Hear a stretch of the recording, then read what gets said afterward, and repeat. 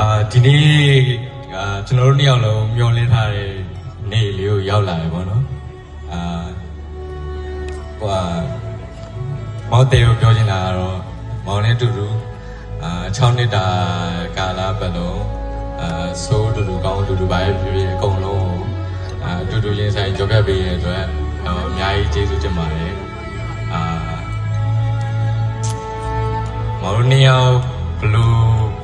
ဘလောက်ခက်ခဲလဲဆိုတာနှစ်ယောက်တူတူပဲကြည့်ရပြီးတော့နှစ်ယောက်တူတူစူးစမ်းပြီးတော့ဒီလိုနေ့လေးကိုရောက်ရှိလာတဲ့အတွက်အရန်လေးပျော်တယ်အရန်လေးနှစ်ယောက်လုံးတော့ကိုကြီးပဲပြီးတော့တေတေကိုအကုန်လုံးဝိုင်းချစ်ပေးကြတဲ့သူတွေကကျွန်တော်အမြဲပြောတယ်သူကအရန်ချစ်တယ်သူ့ကိုအပ်တယ်ဆိုပြီးတော့ကျွန်တော်ဒီကနေပြီးတော့အကုန်လုံး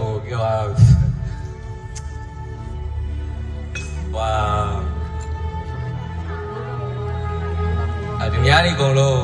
ဂရီးပြူပါတယ်လို့ကျွန်တော်တက်ကိုတက်လုံးရုံးမိကြပေါင်းသိပြီးတော့ဘွားဆုံးနိုင်လွတ်တွဲပါမယ်လို့ Congratulations ပါဗျာလက်ကုပ်ထမ်းများဆက်ဆင်းလို့ချီးမြှင့်ပေးပါဦးခင်ဗျာဘယ်လိုပဲဖြစ်ဖြစ်6နှစ်